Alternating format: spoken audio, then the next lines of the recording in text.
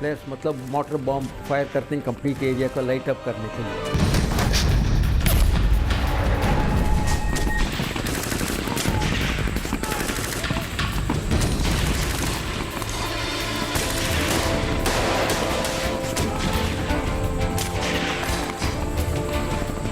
जब हम देखा तो माइन फील्ड के अंदर हमारा जवान चोट लगा के उधर लेटे हुए हैं।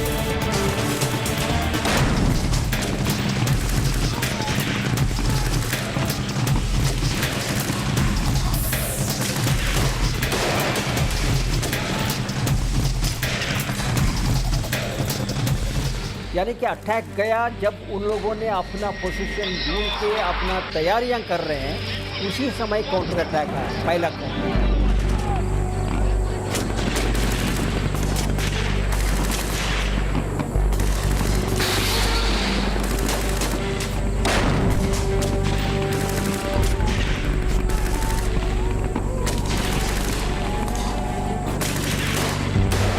जब उन्होंने एयरफोर्स को बुलाया तो हिंदुस्तान ने भी एयरफोर्स को बुलाया। अब अपने आप को बचता ना देख पाकिस्तान ने अनकंडीशनल सरेंडर कर दिया।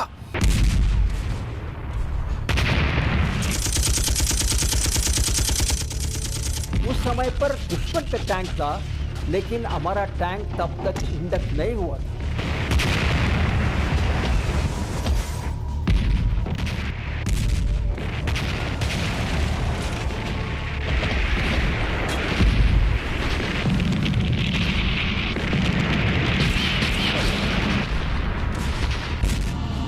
एक रिवर बसंतर रिवर और माइन फील्ड जिसका total depth 1400 yard.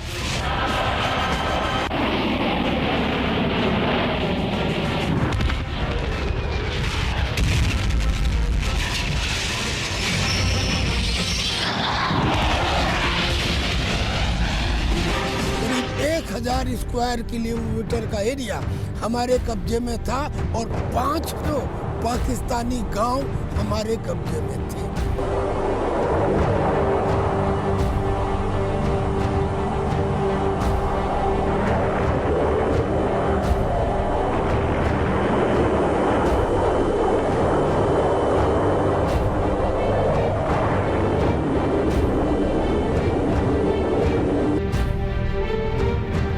Battle of Basantar यानी वो लड़ाई जब पाकिस्तानी टैंकों पर भारी पड़ा था भारतीय शूरवीरों का हौसला और खाक हो गए थे 40 पैटर्न टैंक।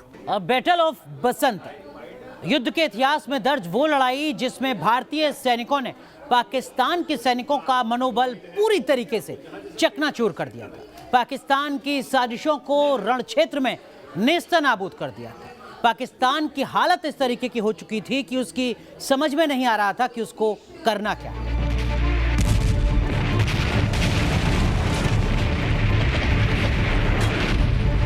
उन्नीस 1971 की जंग में पूर्वी क्षेत्र में पाकिस्तान की सेना लगातार मुंह की खा रही थी। वो किसी भी कीमत पर वहां भारतीय दबाव को कम करना चाहती थी, इसलिए उसने एक बड़ी साजिश रची। 14 दिसंबर 1971 शकरगढ़ सेक्टर पंजाब। भारत पाकिस्तान के बीच जंग का यह नया मोर्चा था जिसके जरिए पाकिस्तान ने कश्मीर को कब्जाने की रणनीति बनाई। पाकिस्तान ने शकरगढ़ में बहने वाली बसंतर दरिया पर बने पुल को कब्जे में लेकर जम्मू कश्मीर को पठानकोट से अलग थलग करने का दांव चला ताकि वहां से भारतीय सेना जम्मू न पहुंच सके और फिर कश्मीर पर उसका कब्जा हो जाए। पाकिस्तान अपनी चाल में कामयाब हो पाए उससे पहले ही इंडियन आर्मी ने शकरगढ़ में पाकिस्तान को पस्त कर दिया।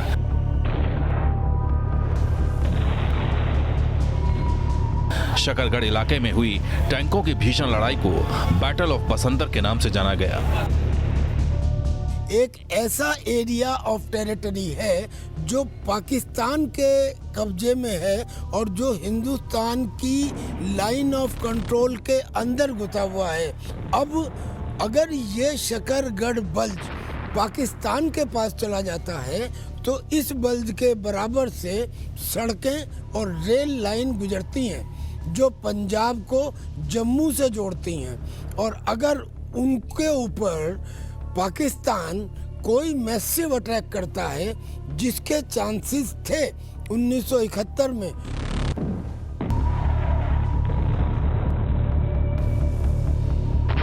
पाकिस्तानी सेना ने शकरगढ़ सेक्टर के अंतर्गत आने वाली बसंतर नदी के किनारे कब्जा जमा लिया था। भारतीय सेना को रोकने के लिए इस जगह पर दुश्मन फौज ने न केवल अपने टैंकों की तैनाती कर रखी थी, बल्कि पूरे इलाके को लैंडमाइन से पाट दिया था। उस वक्त सेना की स्ट्राइक 1 कोर शकरगढ़ इलाके में बसंतर नदी के पास मोर्चे पर तैनात थी। वहीं अखनूर के इलाके में लड़ती भारतीय सेना के लिए आगे बढ़ना असंभव हो रहा था। 15 दिसंबर 1971 को तड़के 17 पूना हॉर्स रेजिमेंट के कमांडेंट को बसंतर में तैनात 47 इन्फेंट्री ब्रिगेड, 16 मद्रास और 3 ग्रेनेडियर्स को प्रोटेक्शन मुहैया कराने के आदेश हुए। पाकिस्तान सेना की मोर्चाबंदी और इलाके में बिछी बारूदी सुरंगों की वजह से भारतीय सेना के पास एक ही रास्ता बचा था, वो था बसंतर नदी को पार करके पाकिस्तानी सीमा में घुसकर सीधा दुश्मन पर हमला कर दें। We were not bothered। हम लोग इसी के उद्देश्य के लिए तैयार बैठे थे, तो अपना कुकरी तैयार रखते थे, राइफल तैयार रखते थे, और वो एरिया के शुरू हो। उस टाइम शेलिंग होता था, फायरिंग होता था, हर एक तरह से बम्बार्डी होती, उससे कोई फ़र्क नहीं पड़ता unless the weapon hits you, unless तुमको अगर ईजा होती वो लगा तो तुम उधर गिरते, या मेरे जैसे ईजा हाथ को क्या बोलते हो बांध के, बैंडेज बांध के मैं आगे चला सकता। इस बीच पाकिस्तान के नापाक मंसूबों पर पानी फेरने के लिए भारतीय सेना ने तेजी दिखाते हुए जवाबी कार्रवाई शुरू की। सेना की 47 ब्रिगेड को ब्रिज हेड बनाने का काम सौंपा गया। ब्रिज हेड पुल के पास का वो इलाका होता है जिसे सेना अपने कब्जे में लेकर दुश्मन को आगे बढ़ने से रोकती है। 15 दिसंबर की रात के 9 बजे ब्रिज हेड तैयार हो गया। 16 दिसंबर 1971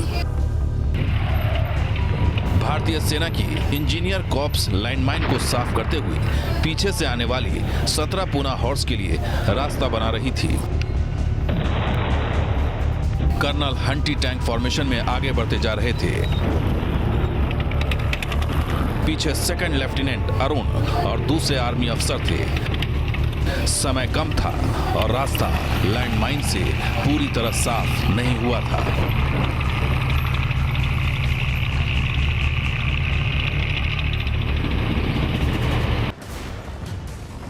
इस बीच हिंदुस्तानी सैनिकों को पाक सैनिकों की गतिविधियों के बाबत एक अहम गुप्त सूचना मिली।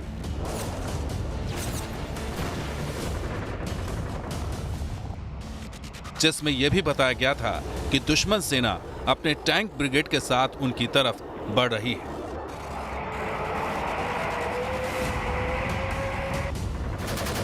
कर्नल हंटी ने अरुण क्षेत्रपाल और दूसरे अफसरों को अपने टैंक लेकर नदी पार करते हुए दुश्मन के इलाके जरपाल में घुसने का हुक्म दे दिया। 1971 में क्योंकि शकरगढ़ बंद के बिल्कुल नज़दीक है सियालकोट, और सियालकोट में उनकी 1 स्ट्राइक कोर तैनात थी। वैसे भी जनरल याह्या खान बहुत ही अनप्रेडिक्टेबल जनरल थे, वो कुछ भी कर सकते थे, क्योंकि उन्होंने 3 दिसंबर को यूनिलैटरली हिंदुस्तान के फॉरवर्ड एयरबेस के ऊपर अटैक किया, जिसके बाद ये वार शुरू।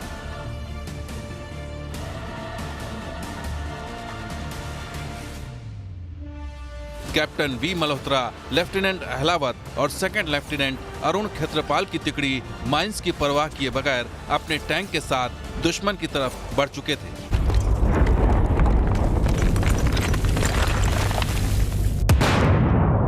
बसंतर का युद्ध आमने सामने की वो जंग थी जिसमें एक तरफ टैंक आग उगल रहे थे,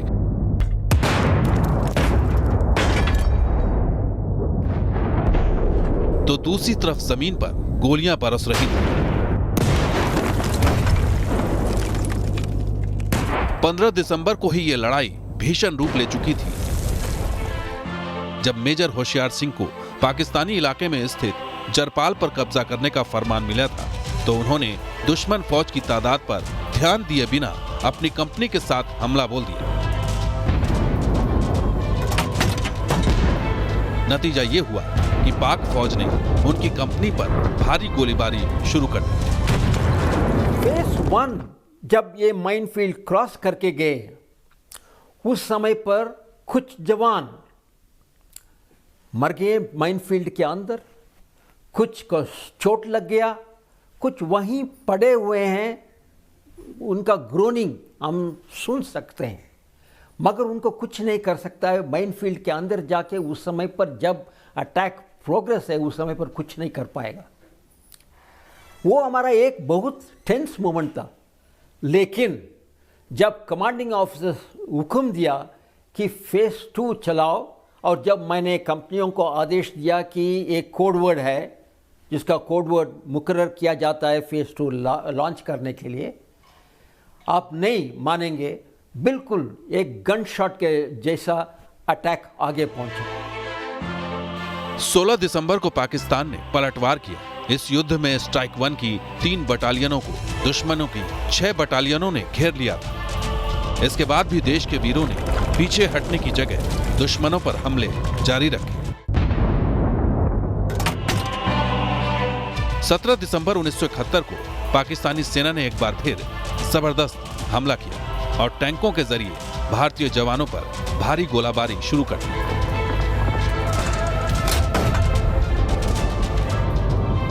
इसी दौरान मीडियम मशीन गन पोस्ट में तैनात भारतीय जवान गोली लगने से नीचे गिर पड़ा।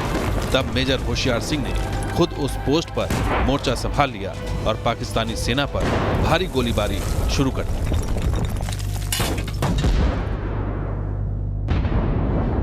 होशियार सिंह के अदम्य साहस और सूझबूझ के सामने पाकिस्तान की कोई चाल कामयाब नहीं हुई।